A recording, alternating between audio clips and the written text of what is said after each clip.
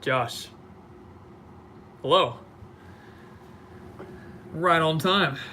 Good to see you. Glad you're able to join us today. All this stuff might be a little over your head, but thank you for joining us on the chat. Thank you for being the first person to like and comment on the live stream, so appreciate that.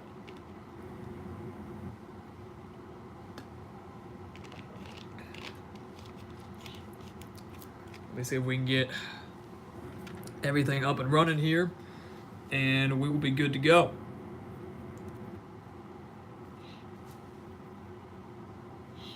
All right, we got a couple people watching. We got a couple likes already since you guys are coming in. Make sure to hit that like button, as we've said on previous live streams. As you come in and you hit that like button, that helps out our analytics, helps us out a lot. All your comments, all your likes definitely boost our stats, so help us out with that as best as you can. We've already got a couple there. Emperor of Rome, good to see you. Man, I tell you what, I'll kind of do a little intro here before we dive into some good college football discussion. Man, so spring break, as I mentioned, the last live stream that we had, I talked about our spring break for me.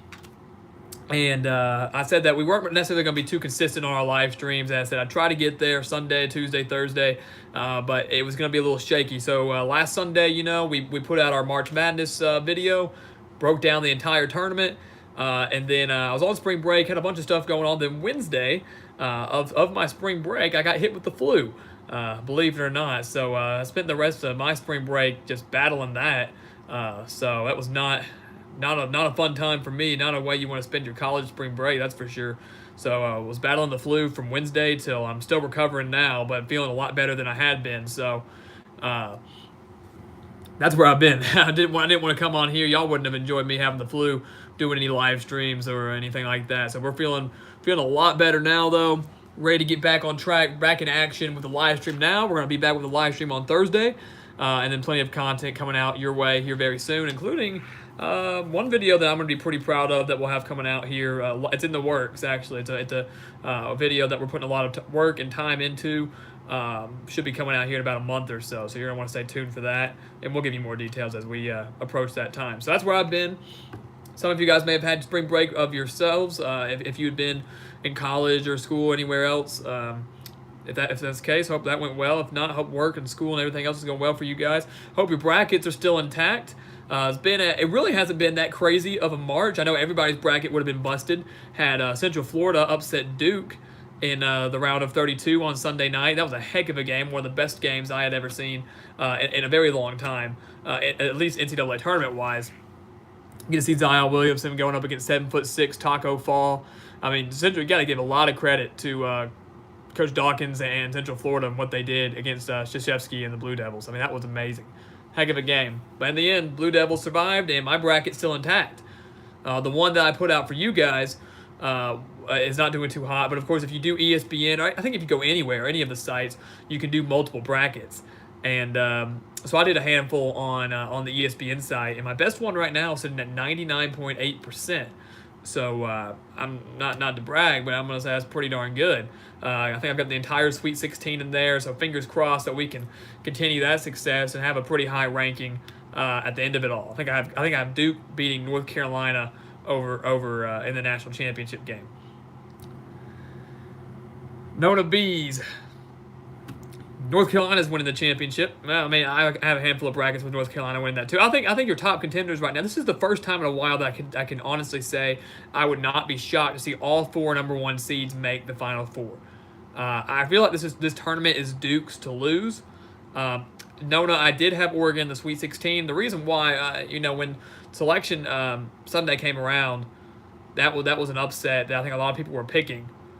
Was Oregon, and maybe not in the video that I posted, but in another bracket, Oregon upsetting Wisconsin. I did on my good bracket have UC Irvine beating Kansas State, and that was an upset I think a lot of people expected as well. So when it came down to it, I didn't see any way that UC Irvine was going to beat Oregon. So now they're in the Sweet 16. Now will they be able to beat Virginia? Probably not, but I did have them there. Emperor of Rome saying rip Gronk and McGregor. Of course, that is very unfortunate to see Rob Gronkowski retiring. I think he was only at age 29 with the New England Patriots, arguably one of the best tight ends in NFL history. MB, Buffalo should have made the Final Four.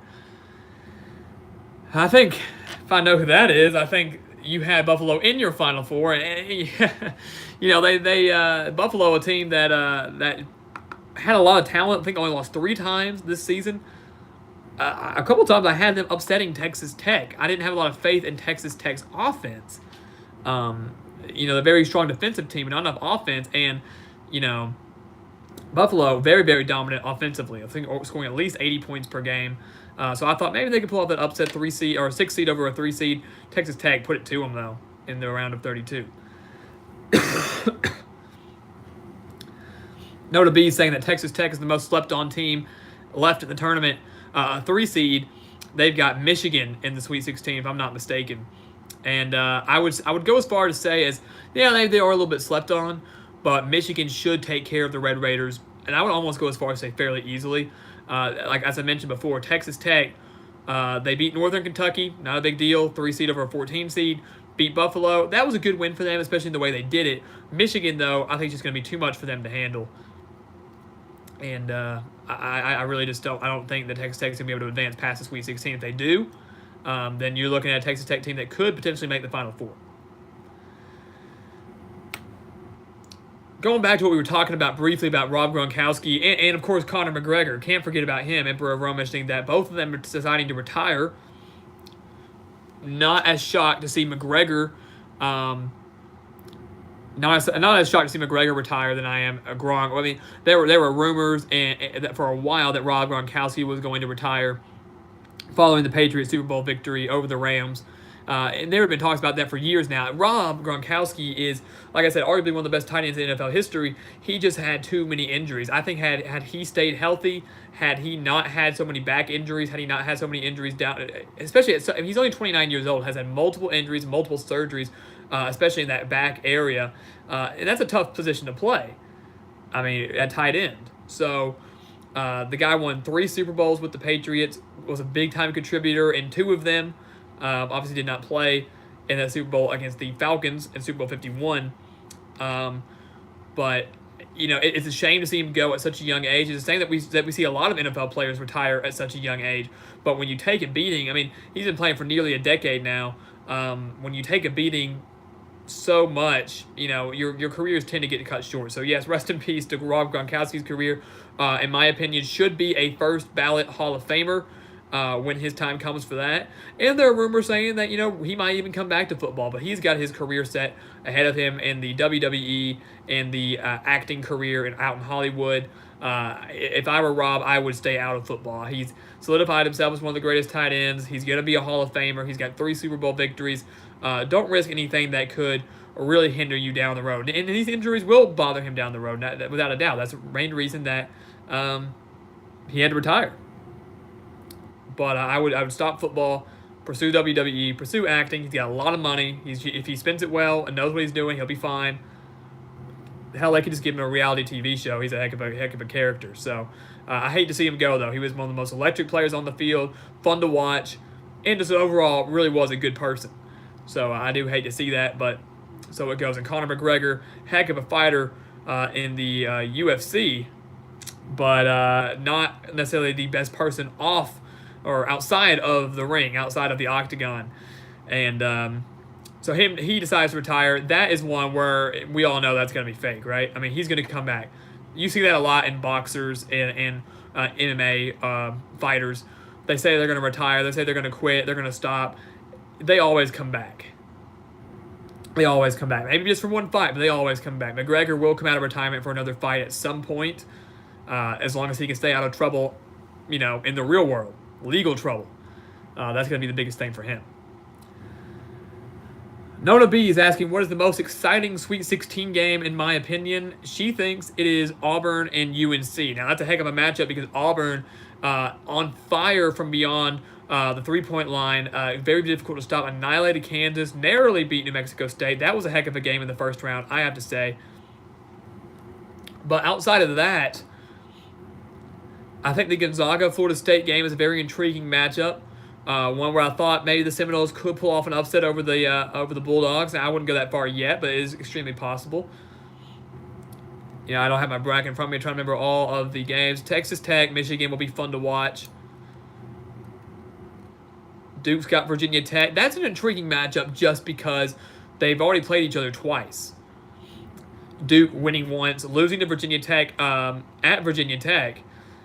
But that was without Zion. So can the Hokies go to the Elite Eight and upset Duke in the Sweet 16? I'm going to say no because they do have Zion. Now, I know people are going to say, well, they almost lost to UCF. Well, why can't, is it not possible for them to lose to Virginia Tech? It is. It's very possible. But I don't think that's going to happen. Michigan State, LSU, that's an intriguing matchup. Again, a lot of intriguing matchups, but the most, exciting, don't know. Michigan State, LSU was going to be a fun one. LSU, in my opinion, is a little overrated. And people won't like me to say that. They beat Yale. That was an upset pick on mine. I think a lot of people had Yale upsetting LSU. Give a lot of credit to LSU and what they've done. Playing the way they have without their coach and Will Wade, phenomenal job. It's a tough thing to do. To deal with all the outside noise and still win in the tournament. It's a very tough thing to do. But narrowly beat Maryland. Should have probably lost that game, but won. Tremont Waters hitting that layup with just a few seconds left to give them victory there. Michigan State should take care of business here against the Tigers. They narrowly escaped Bradley, annihilated Minnesota, who annihilated Louisville. So I think the Spartans advance and face Duke and the Elite Eight for a spot in the Final Four. That's going to be a lot of fun. Comic Dude 45, yeah, good to see you. Glad you're able to join us. He's asking my bracket's still live, and yeah, we addressed that a little bit earlier. I made a handful of brackets this year. Comic Dude 45, I made the one on that we put here on the Gridiron Expert. That one is pretty much shot. that one didn't turn out too well. Now a couple of my other ones though are still pretty good. I got one that's at 99.8%. So just missed a hand. I think I missed 3 or 4 matchups in the round of 64. Don't think I missed any in the round of 32. I think I've got the entire Sweet 16. So saying yours got some bumps and bruises. I mean, all of ours do. I mean, one of the most frustrating things about and some gut punches. One of the most frustrating things about March Madness and doing brackets is you look at it and you're like, oh, why did I choose that person? Or if you make multiple brackets, you look at it, it's like, man, if I had just chosen, I figured, say LSU. I figured LSU was going to win that game, but on this bracket, I decided I needed to do an upset just because I didn't have one, and that ends up being your best bracket, but you don't have any points because you picked an upset. It's a frustrating game, but it's all in the fun. That's why I love March Madness, love this time of year. I'm excited for the Sweet 16 to get underway on Thursday night, and we'll know the Final Four by the end of Sunday. So Sunday night, when we should be able to jump on here for a live stream, we will know our Final Four that will be played a week from Saturday. Britt Hall, what is stronger, Rob Gronkowski's joints or Arkansas's chances of a decent basketball coach? So Britt obviously asking a lot of questions about Arkansas, as he has on previous live streams as well. Must be an Arkansas fan, I would assume. Which is stronger? I would almost say Rob Gronkowski's joints, because Arkansas basketball, as we all know, did not perform extremely well this year. They just, if you didn't know, they just fired Mike Anderson, head coach of the Razorbacks in basketball. I don't know why we're talking so much about basketball here, but did fire Mike Anderson, who was one of the few head coaches in Division I college basketball to never have a losing record. He's coached for over, I think, 16 years and has never had a losing record, coached at UAB, Missouri, and Arkansas. And despite all of that, the Razorbacks did let him go. He made, after reading up on it, he made 3 NCAA tournament appearances in 8 seasons with the Razorbacks. So they let him go. Rob Gronkowski's joints are stronger here because not many people are going to want to go to Arkansas to coach basketball. That's not a powerhouse. Yes, they are in the SEC. Yes, they have a good history back in the old days with Nolan Richardson and the fastest 40 minutes of hell. But Arkansas basketball has not been the same since then. Has not even come close. They are not a powerhouse stacked up against teams like Kentucky, Michigan State, Duke, North Carolina, guys like that. So Arkansas's chance of landing a very, very good basketball coach that can transform their team and make them competitive in a league now that is getting overrun by Kentucky, Florida, Tennessee, LSU, Auburn, Mississippi State, probably not too high. Comic dude, bracket has a bloody nose, may need to call an ambulance. Hey, it happens to the best of us, man. It always gets kind of screwed up. If you have a decent bracket entering the Sweet 16, especially because as we all know, those brackets are based on points, and the points continue to increase as the rounds go on. So if you have a solid Sweet 16, then you can start racking out some points and end up having a strong finish. But if you don't, it's tough to. If your Final Four team gets put out in the round of 64, round of 32, you're in some big trouble.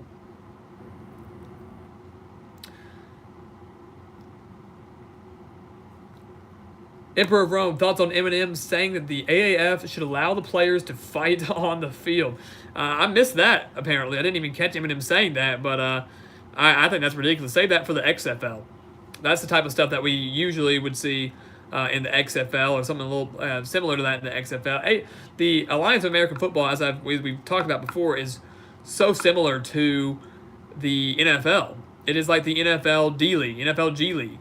And if you went so outlandish like that and just kind of went so lax on the rules and allowed something like that to happen, you would be taking away a factor. I mean, it would be probably enjoyable for the fans, but it's almost barbaric. And fights are going to happen, but you shouldn't just allow them to happen.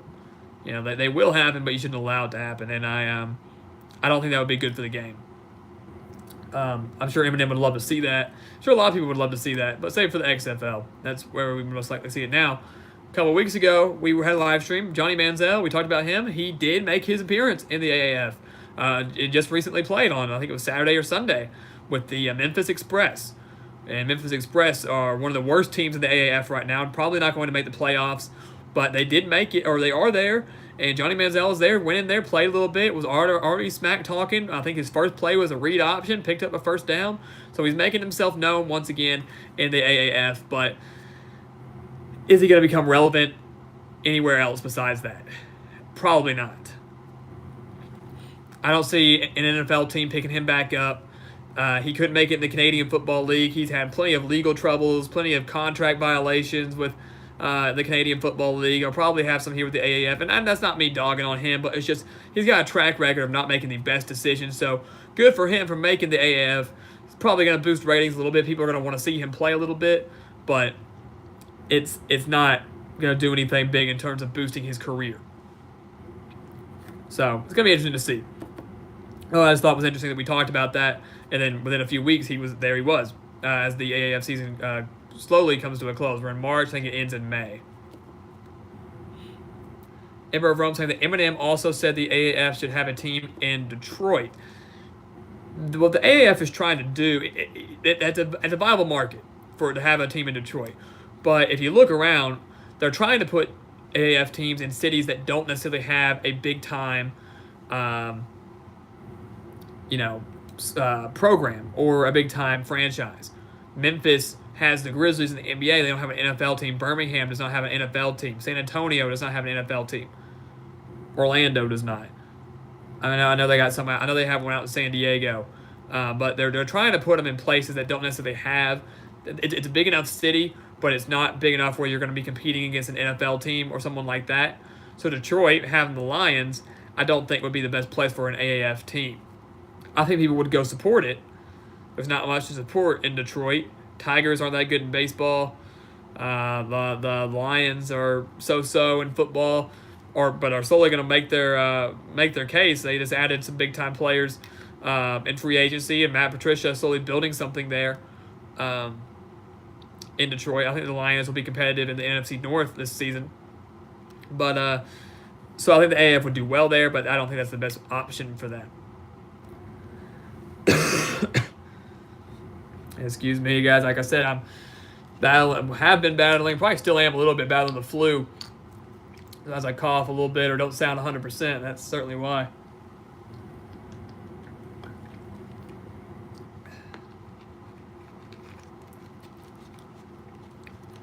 Comic Dude's thoughts on the spring game, my spring game.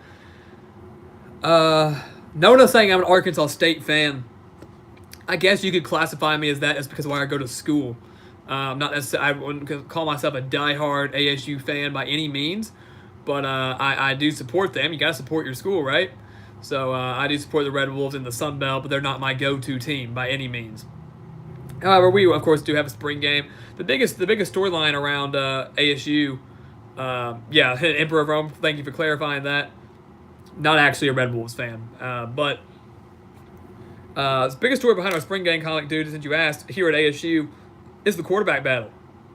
We lose Justice Hansen, one of the better quarterbacks in the Sun Belt. We've talked about this before, just kind of thoughts on the ASU football program. You lose Justice Hansen.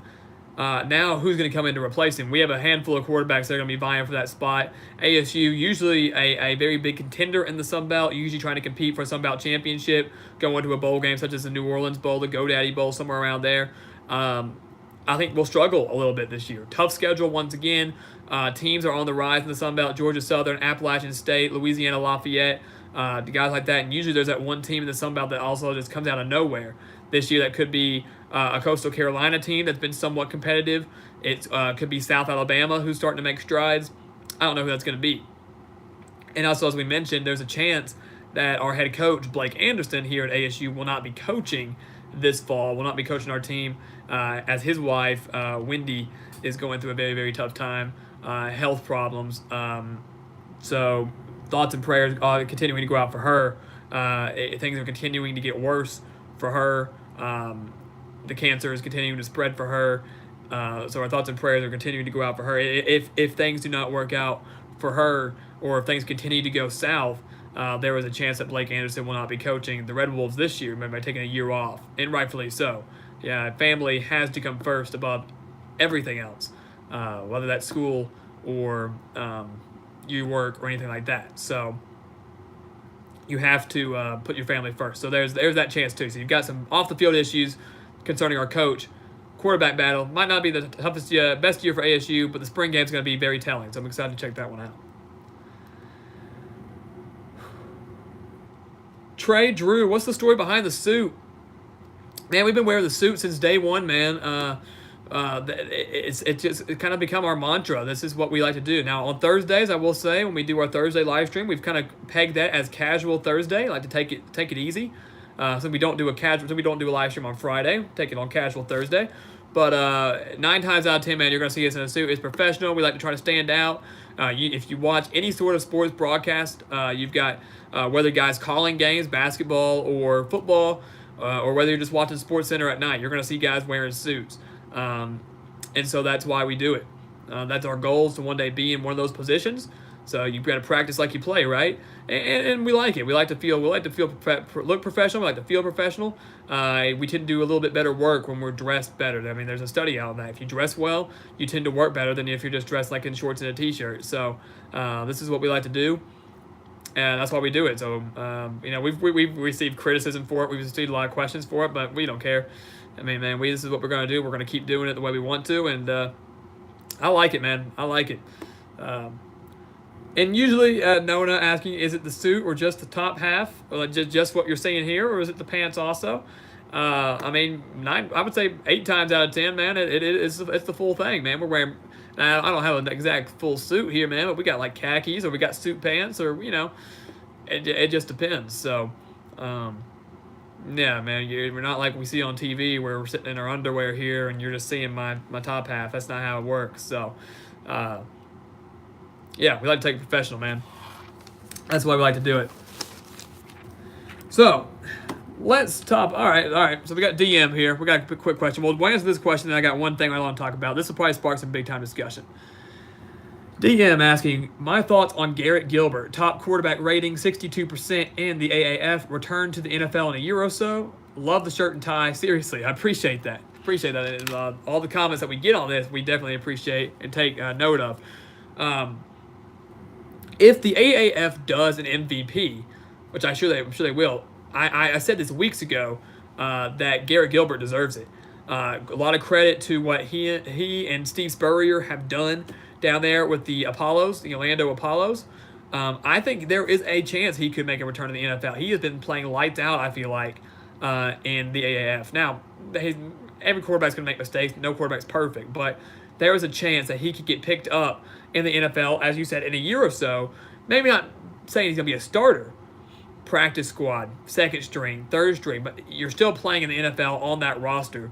He's playing extremely well, did not have a very long, if any, NFL career, but the way he's playing here against athletes that were either in the NFL or were very good in college, the way he's playing, would not be surprised to see him make a career in the NFL here very soon, or at least have another chance to come back and play in the NFL. So yes, I definitely believe that that's possible. I think he's the best quarterback in the AAF. He is if I had to vote, he would be my vote for MVP in the AAF, just by the way he's been playing.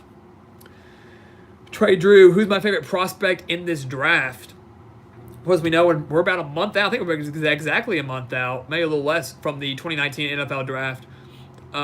Big year of the quarterback. Got Kyler Murray in there. Got Drew Lock. We got Dwayne Haskins. Got Daniel Jones, Ryan Finley. So my favorite prospect, I don't necessarily know if I have a favorite prospect, more than I just have a couple that I'm going to keep my eye on. I'm very intrigued to see where Josh Allen goes. Obviously, the defensive star out of Kentucky. Curious to see where he's going to go. I do not think that Kyler Murray should be the number 1 overall pick, although that is what it is strongly looking like now. That Cliff Kingsbury and the Cardinals will take him number 1 overall, which for me is fine. I don't think that should happen, but if that happens, I'm more interested to see where they will send Josh Rosen, because they just drafted Josh Rosen last year. He came in as a rookie, did not play well. You can't really expect much out of rookie quarterbacks. Well, now they're drafting Kyler Murray, more than likely going to get rid of Josh Rosen. Where will he go? Will he go try to be a starter somewhere, or will he serve as a backup? I think he would do well backing up somebody like the Steelers will need a quarterback here soon, as Ben Roethlisberger is on his way out. The Patriots will need a quarterback soon, as Tom Brady will slowly be on his way out. So where can they? Aaron Rodgers has plenty of time left in his career. Maybe go to the Packers. I mean, where will Josh Rosen go if the Cardinals choose to draft Kyler Murray? That's a major storyline that we have to keep our eye on. So one that I'm interested there. I mentioned Josh Allen. As I mentioned, quarterbacks. That's the biggest names out there right now. I could sit here and give you, next live stream, give you a team-by-team breakdown of what each team needs and kind of tell you who I think what would be the best fit for them. I think tight ends are going to be huge, especially now that we mentioned Gronkowski. The Patriots drafted tight end. One of the most recent mock drafts that came out said Irv Smith, Jr., I believe, from Alabama, could go to the Patriots, pick 32 in round 1. In replacement of Gronkowski. Nona B's missing Josh Jacobs. That is an interesting prospect as well. Getting a lot of hype for a guy that played well with Alabama but didn't play that much. So it was an interesting decision for him to choose to leave Alabama and declare for the draft.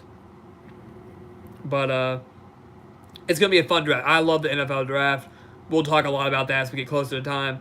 It's a chance where these guys, their futures can be made. The dreams are going to be able to come true. They're going to make a huge impact for these teams. And so it's always a lot of fun to watch.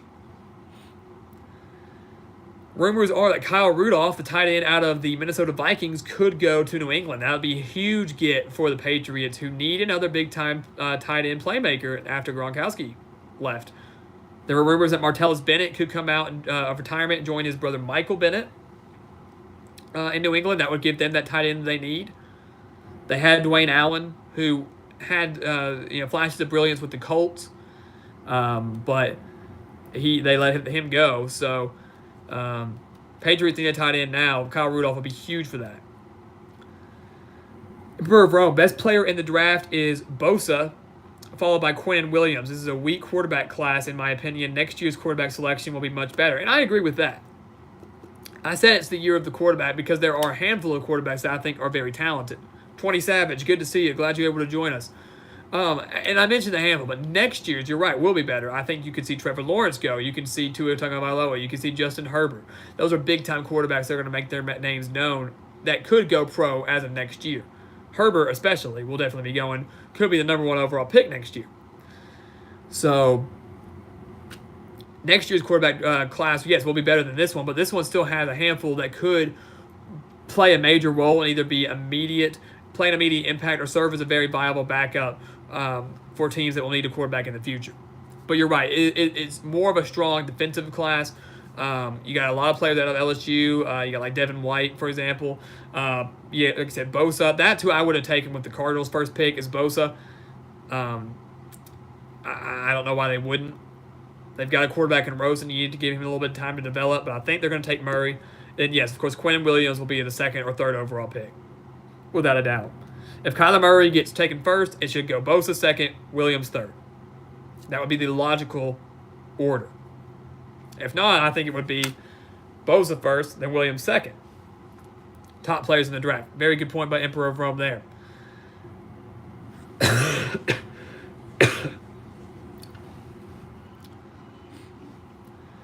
Trey Drew, do I watch any other YouTubers? And if so, are there any that I really enjoy watching and respect? And Trey, I don't remember seeing you before on our live stream, man. If you want to go ahead and subscribe to this channel, man, we would appreciate that. Same to everybody else that's watching. If you're not already subscribed here at the Gridiron Expert, go ahead and do that for us. We would greatly appreciate it. We're trying to get to 2,000 subscribers here fairly soon. And, it's taken us a while. The subscriber count has slowed down. So help us get to 2,000 subscribers. We're doing everything we can. Tell your friends and your family and your coworkers. So, Trey, subscribe to us here, man. But to answer your question, I got a good buddy, man, over at Mark Rogers TV. He and I collaborate on a lot of work. I actually do a lot of work for him on the side. So appreciate that, Trey.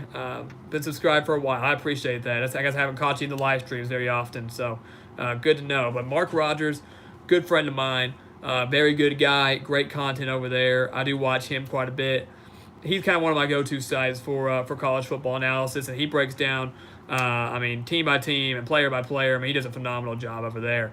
Has helped me out. I've helped him out, and that's kind of what we YouTubers do. It's all a big-time community, and you've got to do everything you can to get your name out there, but also benefiting yourself and others. So.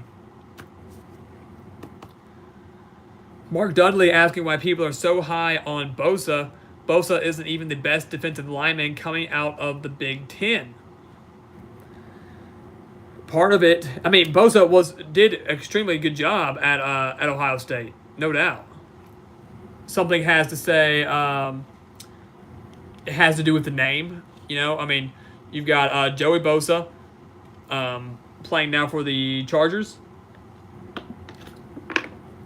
Has something to do with his name. He's doing a phenomenal job out there in Los Angeles. Knowing that he's going to come from a family, that's his brother. There's something to be said for that. But he's also a freaky athlete as well. Who's better? Nona B is asking. I'd go as far as say Bosa right now. That's just my opinion. Bosa over Williams. And it's a tough call. Size advantage, speed-wise, I give the edge to Bosa. They're different skill set, in my opinion, but the edge would go to Bosa there. Emperor Rome make another good point. Fromm will be draft available in 2020 as well. So, the draft class, these elite quarterbacks that we're seeing in the college level, these elite quarterbacks that we see playing this year in 2019, you better enjoy it because a lot of those guys are going to be going pro next year. So, it's going to be a whirlwind. But I'm excited. The 2019 season can't get here soon enough. I think it kicks off on now, August 24th, I think, with the Florida-Miami game getting pushed up. MCD Sports 4, good to see you. Glad you're able to join us tonight. I know it's been a while. That's for you guys. Like I said, I was on spring break. Got the flu over spring break, so I sure as heck wasn't posting a lot of content. I sure as heck was sleeping quite a bit. I can tell you that. But we're getting healthier. Healthier, not healthy yet. But I wanted to come on here tonight. Usually, and I'm glad we were able to do it at night, not middle of the afternoon. Hopefully get a little more traction, a little more people to join the stream with us. So one big-time article that I just read, I want to get y'all's input on this. This will probably carry us through to the end here. Stuart Mandel at The Athletic put out a list a couple weeks ago about the top 10 head coaches in college football. Maybe you've seen it, maybe you haven't. I'm going to read off the list here, share my 2 cents. Would love to get y'all's input. He listed the following as the top 10 head coaches in college football. 1A, so a tie for first place, Nick Saban and Dabo Swinney. So he thinks that Nick Saban and Dabo Swinney are equals as head coaches in college football right now. Number 3, Chris Peterson over at Washington. Number 4, Lincoln Riley at Oklahoma. 5, Brian Kelly. 6, Kirby Smart over at Georgia. 7, Jimbo Fisher at Texas A&M. 8, Mike Leach at Washington State. 9, Gary Patterson, TCU. And 10, David Shaw at Stanford. What's up, Chris Smith? Glad you're able to join us, man. We're talking about the top 10 head coaches in college football right now, according to Stuart Mandel of The Athletic. Now, he received quite a bit of backlash for ranking Nick Saban and Dabo Swinney up there together, having them side by side. He was quoted saying that there is nothing that Nick Saban is doing that Dabo Swinney can't do as of right now. He's recruiting at a very high level. He has beaten Nick Saban. He just annihilated him in the national championship game. He is winning national championships. He has become the dominant force in their conference, much like Alabama has been in the SEC, but now Georgia, of course, being a very strong competitor. And Rome saying a tie for first is a cop-out. I agree. Grow a pair. Rank them 1 and 2. Don't do a cop-out. Face the criticism, deal with it.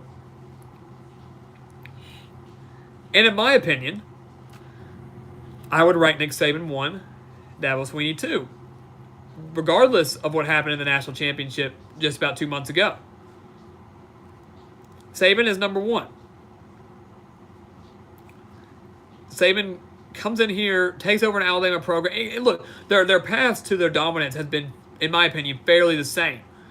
Clemson really wasn't anything special when Dabo Swinney took over. Alabama wasn't. Josh Pruitt, I appreciate that. $2 to the super chat. Gridiron expert, greater than ESPN. So thank you so much, Josh. Man, that means a lot. As you all know, the super chat is open. Always accepting donations. Every little bit counts. Every single bit counts. So, Josh, thank you again. Means a lot. And, hey, greater than ESPN. I'm not going to argue with you on that one. So, appreciate that. But Nick Saban at 1 for me. Dabo Swinney at 2. Now, working the rest of the way down that list. You got Chris Peterson over at 3. Doing a great job over at Washington. Did a great job at Boise State. Got Boise State on the map. That's how Chris Peterson got on the map. But is he worthy of number 3? It's pretty high up on that list. Ahead of Kirby Smart, who hasn't been a head coach for long, but has done a phenomenal job with Georgia in his short head coaching career. Is he better than Lincoln Riley, who, like Kirby Smart, has not been a head coach for long, but has been phenomenal with Oklahoma in his short head coaching career? I think Chris Peterson you can make a very strong case for him at being 3. He's proven that he can win in the group of 5 and proven that he can win in the Power 5. Got Washington to the college football playoff. Won the Pac-12 twice with Washington already. Could win it again this year with Jacob Eason coming in at quarterback. I disagree with Lincoln Riley being ahead of Kirby Smart. I think Kirby Smart deserves to be at least top 5. And it's not just coming down to head-to-head. You know, it's not coming down to just head-to-head matchups. Like, oh, well, Kirby Smart beat Lincoln Riley in the Rose Bowl a couple years ago. Therefore, he's better than Lincoln Riley. Not true.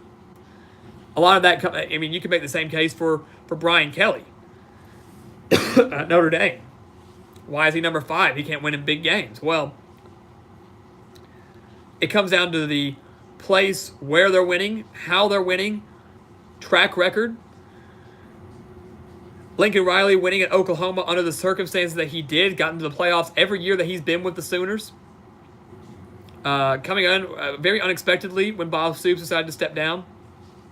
And one has 2 Heisman Trophy winners now under his belt as a head coach. Doing a phenomenal job. Has kind of transformed, revolutionized the offense. The way offense has been viewed, period. So, yeah. I can see him being number 4. I think Kirby Smart jumps Brian Kelly. Brian Kelly's done a great job over at Notre Dame. Has been in the coaching game longer than Kirby Smart, at least when it comes down to head coaching. But Kirby Smart in my opinion, has already done better things at Georgia than Brian Kelly has done at Notre Dame. Now, before you start backlashing me in the comments for that, I have nothing against Notre Dame whatsoever. I was, happy to see Notre Dame in the college football playoff. Thought they deserved it after going undefeated. Brian Kelly has usually continuously, had Notre Dame in contention for a national title. Got them to the national championship back in 2012. Got annihilated by Alabama, though, but they did go undefeated. Went undefeated this year, made the playoffs, lost to Clemson. Bad fashion. A couple years ago, though, they went, 4-8? Cyclone Mitch, good to see you. Glad you're able to join us. No, it's been a while. Went 4-8 a couple years ago. Had a couple down years here and there, but he cannot win the big games. And you can make the same case for Kirby Smart. He won the SEC championship 2 years ago. Won the Rose Bowl, lost the national championship. He lost the SEC championship in a game they should have won against Alabama this past season. And then lost to Texas in the Sugar Bowl. So, I might put Kirby Smart one notch ahead of Brian Kelly at 5, Brian Kelly at 6. There's a lot that goes into these rankings. Was anybody left out? After 5 and 6, you got Jimbo Fisher, Mike Leach, Gary Patterson, and David Shaw. And no worries, Mitch. You had practice, football practice, maybe soccer practice, baseball practice. What do you play? Respond to us in the comments here. But hey, just glad you're able to join us, man. That's all that matters.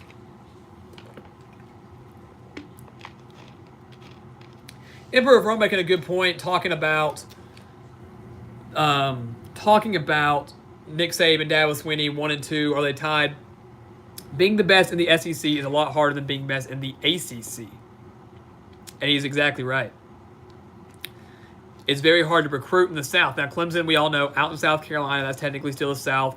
You're competing against your in-state rival, South Carolina, an SEC school. But being the top in the SEC is a lot harder in the ACC. Alabama's playing against teams like Georgia, Auburn, LSU, Texas A&M now on the rise, Ole Miss. And what you have to keep in mind is that since Nick Saban took over in 2008, I believe, there have been multiple teams that have fluctuated in the SEC. Around that time, Florida was very, very dominant and are now slowly back on the rise. You had Arkansas at a time under Bobby Petrino was very, very good. LSU has continuously been fairly dominant in the SEC West. Probably been Alabama's most consistent competitor in the SEC West, maybe outside of Auburn. The ACC, who have they had to challenge Clemson? And they've had Virginia Tech, they've had Miami, but no one nearly as tough as the SEC. Now, as they made it very clear, not to take anything away from Dabo Swinney, not to take anything away from him at all. What he's done at Clemson is absolutely phenomenal, very tough to do, amazing. But Saban's still number one. I mentioned anyone not on the list. Trey Drew with a laughing emoji says Harbaugh. Nona B says she's okay with the top 10, honestly, and I agree. I think the top 10 is fine. As I sat here and thought about it, these are the elite head coaches. There are some head coaches out there that have had very good years, are getting their teams on the rise, but probably shouldn't be classified yet as top 10. Noda saying it's not easy to win at TCU, Stanford, and Washington, such as Gary Patterson, David Shaw, and Chris Peterson have all done. You're exactly right. One person mentioned PJ Fleck. And now they're saying that PJ Fleck is not a top 10 coach. I wouldn't go as far to say that he is. I wouldn't go as far as say that he's a top 10 coach either. No. He's not. Yet. But he is transforming that Minnesota program. If he takes major strides this year with Minnesota, you can start making like case for like top 15, top 12. No, not yet. He did great things at Western Michigan. We'll see how he does in the Power 5. When I read this article, a couple comments that came out were that Dan Mullen wasn't on the list, Tom Herman wasn't on the list, and Jim Harbaugh was not on the list. And these are not my people that I'm saying should be on it. It's what other people were saying. I would not put Jim Harbaugh on that list. As I think Trey Drew mentioned a second ago with that laughing emoji. Yeah, Harbaugh. MCD Sports 4 saying Minnesota is overrated. Well, let's find out. Wait till we do our predictions. You'll know. You'll know. They are getting a lot of hype this year. But Harbaugh shouldn't be on the list. Tom Herman shouldn't be on the list yet. Did good things at Houston. Give him time at Texas. He's got Texas's back as of right now. We'll know for sure if Texas is going to be back and back to stay if they can beat LSU, I think, in week 2. That's what we'll really know. They beat Georgia, made the Big 12 championship, but if they're back and back to stay, really going to be back and staying, see them beat LSU. And I think that game's in Austin. And then Dan Mullen, you could have made the case for him to be in the top 10. They were taking the place of someone like Mike Leach, who I think someone made a case here. MCD Sports 4, I think, saying that he's not top 10. But Mike Leach winning at Washington State is a very tough thing to do. And Mike Leach is at least consistent. You know, he was very dominant at Texas Tech, taking over a very struggling Washington State program. Not an easy thing to do. Got them into contention for the Pac-12 title and college football playoff this year. Developed some very strong quarterbacks and offenses there, so I could put him in the top 10. Dan Mullen, though, kind of the same way. Offensive coordinator at Florida, kind of brought Mississippi State up out of nowhere. Had them at number 1 for a while back in 2014. And then in year 1 over at Florida this year, got won, 9 games? 10 games at Florida? And now has them in contention to win the SEC East this coming year in 2019. So you can maybe stick him in the top 10, maybe ahead of someone like David Shaw, Mike Leach, somewhere around there. But as many of you have mentioned, you are okay with this top 10. I would say I am too. Maybe a couple people got snubbed. I wouldn't make a huge argument for them. You could make an argument for some, like Dan Mullen, as we mentioned, but not many. The top 10 is good. The biggest discrepancy y'all had was the fact that there was a tie for first with Nick Saban and Dabo Swinney. And I agree that if you had to rank them, Nick Saban would be 1, Dabo Swinney would be 2. It was close, but when it's all said and done, Nick Saban will go down as probably the best college football coach of all time, unless someone many years from now challenges him in his reign with the multiple national championships, one of the best records I've ever seen in college football. I think he's lost 20 times in 10 years, 21 times in 10 years. It's ridiculous. So, Saban 1, Swinney 2. There's really no debate there. And a lot of discrepancies here in terms of whether Mike Leach is a top 10 coach or not. Is he or is he not? I don't know. I made my case saying for him saying he could be. But there are a lot of people saying that he should not be. But once again, this is not coming off of like last season. It's his track record. And you look at what Mike Leach did at Texas Tech many years ago and what he has done most recently at Washington State, I'd put him in their top 10. I would. He's one of those that you could take out of this list if you wanted to. Like, he's not like a deadlock, but I agree with the fact that he's in there because of his track record over the course of his entire career. I know his tenure at Texas Tech did not end in the best way, but what he has continued to do at Washington State, I know they've had some down years. I know they've lost some teams that they shouldn't have, but developing quarterbacks the way he did, like, you know, they have Connor Holiday, Luke Falk, they had Gardner Minshew this year. I mean, he's done a phenomenal job with the Cougars up in Pullman. Deserves a top 10 spot.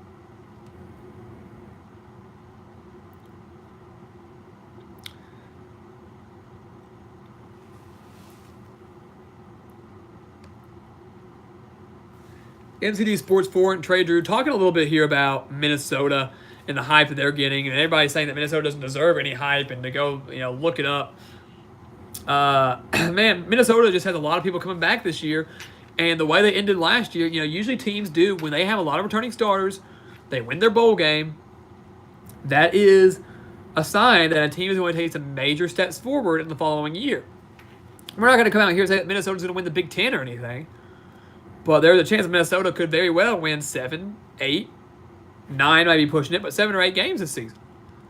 PJ Fleck, we say coaches hit their stride in year 3 or 4. Fleck's entering year 3. He got a lot of starters back. There's a lot of momentum. These players are buying into what he's selling. There's a very solid chance that he can get something going here in year 3 with the Gophers.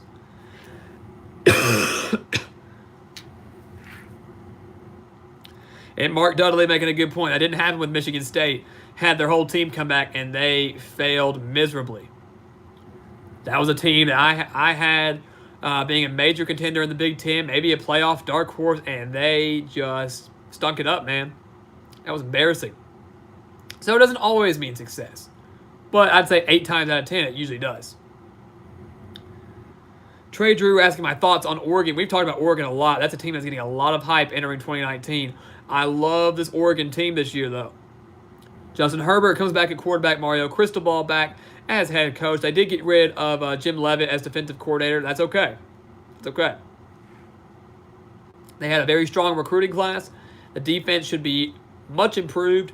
If Herbert can stay healthy, which he has had issues with, can limit his mistakes, Oregon is a very big threat in the Pac-12 this season. Could very well win that conference. Their biggest threat is probably Washington.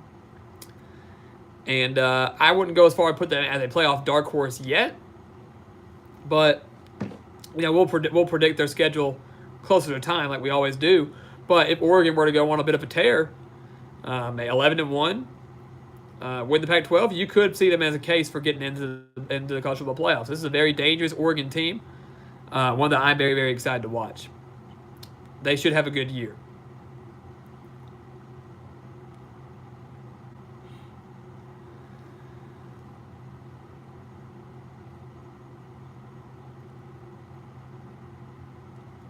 Talking a little bit about SG1 Sports here. I see y'all talking about that.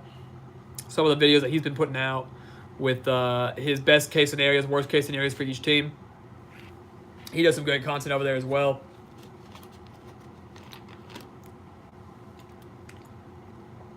Wouldn't go as far to say if you want the best predictions, you're going to want to come here in the summer, though. I will say that. But that's just my little plug. So some good discussion there over the head coaches. That's what we wanted to talk about. That was my biggest thing I wanted to talk about here. I saw that. I hear a lot of these guys, these analysts that put out their articles or go on these radio shows or whatever, and they offer their opinion. That's what all the analysts do. But you sit there and you look at them and you listen to them, and sometimes I wonder how they got to the position where they're at, because it's you lose brain cells, man. You lose brain cells looking at some of these. Now, I'm not saying that this was the case with Stuart Mandel and The Athletic, but there are some that just annoys the heck out of me. And that's why we like to sit here and discuss some of these guys. Emperor of Rome, what team or teams should be a consistent playoff contender based on talent, but aren't due to bad management and coaching? That's a great question. That's a great question.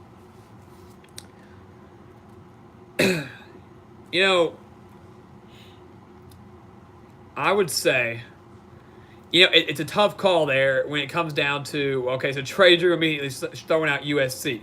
You look at teams that get very strong recruiting classes, like you mentioned, always has a lot of talent. And as I mentioned before, you can recruit extremely well, bring in some of the best talent, but that talent has to be coached to perform well at the next level. High school to college is a whole new game. College to the NFL is a whole new game. It's a major step forward. I would say USC is certainly a big one. I would say that LSU is a big one. And once again, not dogging on LSU. LSU was a playoff contender this year, no doubt. But they hadn't been for a while. And LSU is a team that always recruits well, is dominant in the SEC, but in LSU, really, their biggest problem is they can't beat Alabama. If they beat Alabama, they can play for an SEC title game, play for a spot in the playoff.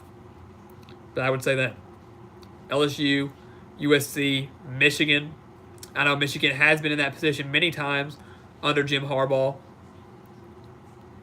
A team that expects that, but like LSU can't beat the biggest threat to them, Ohio State. Has yet to do that under Jim Harbaugh. Had they beaten them this year, had they beaten them, I think, 3 years ago? Maybe it was 2. They would have been in the playoff. So, hey, Mike Myrick, glad you're able to join us, man. And as always, go Noles. Glad to see you. College Dude 45 saying Bama has a better coaching scheme and plan and staff than LSU. And you're right. We know that. Orgeron's not better than Nick Saban by any means. And Nick Saban always gets the best out of his staff and his players. But I'm just, so we mentioned USC, we mentioned Michigan, we mentioned LSU. Man. I go as far as say Notre Dame as well. Notre Dame's one of those schools, man, that doesn't always necessarily have a high recruiting class, but it's one of those schools that expects to have major success, but never is able to win the big games. So another team there that just can't seem to get to where they need to be. I mean, they made the playoff this year. I mean, that's great, but they didn't win anything. They got annihilated. They got annihilated in the national championship back in 2012. Chances when they've gotten, they lost to Stanford a couple years ago out in California. They win that game, they're probably going to the playoffs. So it's sometimes it's even just a matter of these teams winning the big games. But 9 times out of 10, that comes down to coaching. Emperor of Rome saying in the NFL, the Browns were a great example. Very talented team with a terrible coach. He's right. Hugh Jackson was not the answer. Hugh Jackson was never meant to be an NFL coach, period. He never had any success with the Raiders.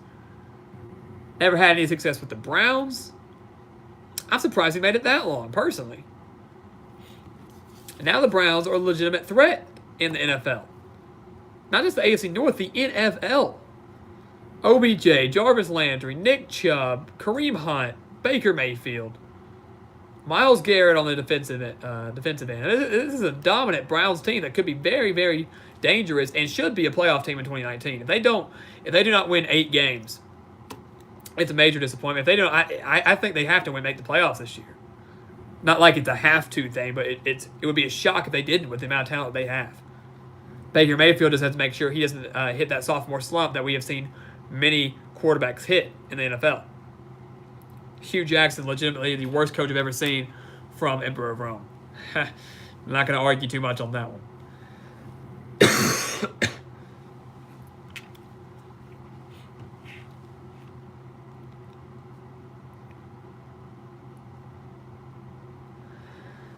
Comic Dude 45, I'm honestly not a big believer in talent. Okay, this is a good talking point. I like this.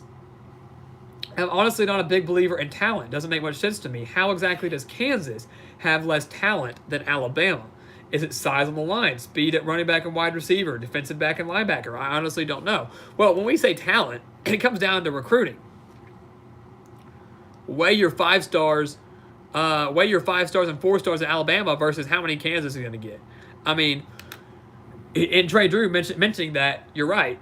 Alabama does have way more speed. They have way more size. I mean, you look at that in any sport, like in basketball. You look at a team like, this team's going to get out rebounded. It's not that this team's necessarily better, but you take Duke and their team and put them up against, like their 16 seed. It's just more talent, bigger size. They're faster. They're more experienced. Kansas is going to show improvement under Les Miles, no doubt. But I get your argument there. Part of it also, though, comes down to coaching. Kansas has never necessarily had the coaches to develop those players and turning them in, because they come out of high school, they're good players, 5-star recruits, 4-star recruits, whatever, talented kids. They have to be coached at the next level. Nick Saban knows how to coach those kids and develop them into becoming NFL stars and very big playmakers in college. Kansas doesn't have that yet. Les Miles could get there. Trey Drew, I play college ball. The biggest thing is overall size and overall speed. Other than that, coaching takes things the rest of the way. He's right. Comes down to who you get. Your recruit-wise, Alabama recruits better than Kansas. Once they get there, it comes down to coaching.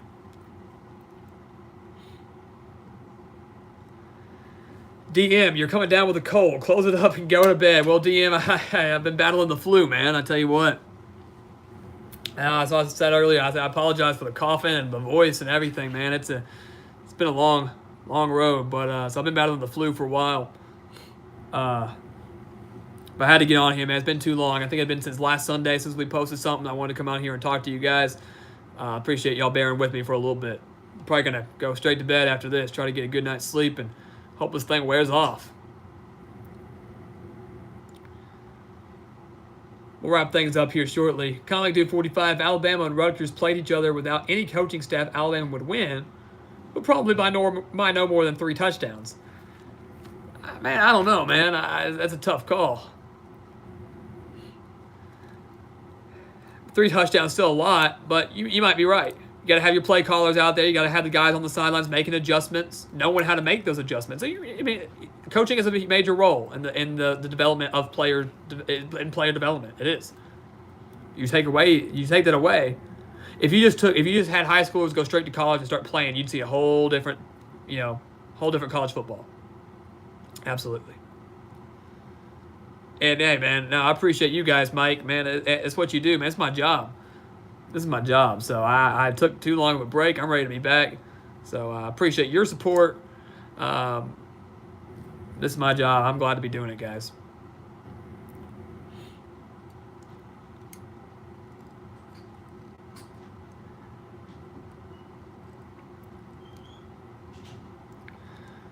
Trey Drew, what are the biggest examples you can think of that are strictly football schools and 3 that are basketball schools? Emperor for home saying Alabama would still beat Rutgers because we have more talent. Strictly football schools, huh? From Trey, I would say it's a very tough call. I can make an argument for Alabama as being a dominant football school and football school only. Why? Because yes, Alabama has made the NCAA tournament in the past couple of years. They were on the bubble this year, couldn't get there. Made the NIT, I think, as a 1 seed. Now they're parting ways with Avery Johnson. They haven't been a dominant basketball force. Every school is going to make an NCAA appearance every now and then. But I would say Alabama is probably strictly football school in terms of where their focus goes to. It's tough. That's tough. Notre Dame, football school, I would say. Because they have made runs in the NCAA tournament as well, but 9 times out of 10, when you think of Notre Dame, you're going to think of Notre Dame football, not basketball. Strictly basketball schools, you've got, anywhere from Kansas, of course. And Kansas did not have the best of runs this year, but Kansas is up there. If you want to go outside of D1, you got Villanova, who does have a football team, who has put off a couple minor upsets in college football, but Villanova certainly up there. Man, I'm trying to go through everything in my head. I almost said Virginia, but Virginia football is back up and on the rise, so can't say that. That's a tough call, man. Put me on the spot on that one. It's kind of difficult. Take a little time to think about it. Duke, UNC for Trey. Duke, UNC, yes, but Duke has had a decent football team. Now, yes, you usually think of Duke football or Duke basketball when you say Duke, but they've had decent football teams. So same for UNC, who could be back on the rise in terms of being a little more competitive now with Mac Brown. But yes, major basketball scores more so than they are football.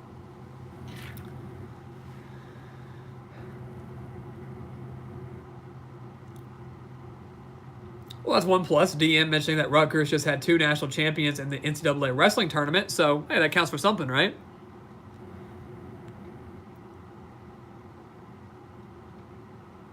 Mina Eldawane, how many games do I see West Virginia winning this year in the Big 12? Now with that big-time quarterback transfer in Austin Kendall, West Virginia, and a new coach in Neil Brown coming over from Troy, you can see West Virginia probably hitting somewhere around the 7-win mark. Now, don't hold me to that. I am not. Yeah, Trey Drew making a good point. Had so much talent last year. If they ever wanted to win the Big 12, last year was the year to do it. Had they beaten Oklahoma in that season finale, a great game. They could have done just that. Weren't able to get the job done, though. It's going to take a little bit of time for Neil Brown to turn this team around again. But I would say 7 wins, about 6. He should get them to a bowl game. But once again, don't hold me to that. Wait till our predictions come out in June or July. Gotta stay tuned. We'll have an actual release date out for you very, very soon for that. So make sure you stay tuned. Henry H. Final question we'll take here. Biggest and worst team name you've ever heard, Emperor of Rome. I'll mention that too. Biggest sleeper team next season. Tons of sleeper teams out there that people have been throwing out. I'll give you a few. We got Texas A&M. We got Oregon. We got Utah. That's 3 right there. That are teams that people are kind of talking about a little bit that could make some big time noise in their respective conferences and maybe on the national stage as well. So keep an eye out for all of those teams out there. Texas A&M, Oregon, Utah. Whether you want to classify them as sleepers or not, I don't know. But I think those are teams that could make some major strides, pull some upsets, and maybe near double-digit wins, or maybe even win their conference. And I'm not saying more. That's not really more directed towards Texas A&M. That's more directed towards Utah and Oregon. Worst team name you've ever heard? I'll give you one. This is how I'm going to close it. I live in Arkansas. For some of you that may know, there was a school, a very, very small school in Arkansas. It's in Monticello, Arkansas. You may have heard of them. They are the University of Arkansas Monticello Boll Weevils. How about that? Boll Weevils. That is one of the worst team names I've ever heard in my life. Or there's also one here in Arkansas, the Arkansas Tech Wonder Boys. That is a very bad name as well. So, you take that, Scottsdale Community College Fighting Artichokes. No joke. And I actually have heard of that one, Combat Dude 45. That is a very bad one as well. Artichokes, Banana Slugs, UC Santa Cruz, Boll Weevils, Wonder Boys. There's some bad team names out there. I mean, just Google it, man. There's a lot. But that's my 2 cents. That's my 2 really, really bad names. But I love those. Emperor Rome Triangles. That's a team name. That's not good. Rhode Island School of Design NADS. It's interesting there too. So, some bad stuff there. And do not ask me what their mascot is. I'll let someone else do that if they need to. Guys, thank you for joining us tonight on this live stream. I know this is one of our longest live streams that we've had, a little over an hour here. And ironically, doing it when we're a little under the weather. But that's what we like to do, man. Time flies when you're having fun. So thank you guys for joining us. Thank you once again, Josh Pruitt, for donating through the Super Chat. That certainly means a lot to us, goes a long way. I apologize once again for the long break that we had. Obviously, we had spring break. We were a little under the weather. We're glad to be back, ready to go. Appreciate that DM. Definitely thank you there. I'm probably going to go take some sort of PM medicine here in a second. Knock me out. But Rick, appreciate it. Thank you for joining us. Definitely see you next time. We should be back here on Thursday for Casual Thursday. So make sure you come ready to bring some questions and discussions. Check Twitter at Gridiron Expert for the time on that. Josh, we'll see you later. Emperor of Rome, thank you for joining us. We'll catch you guys later. You guys have a good night, and we'll see you again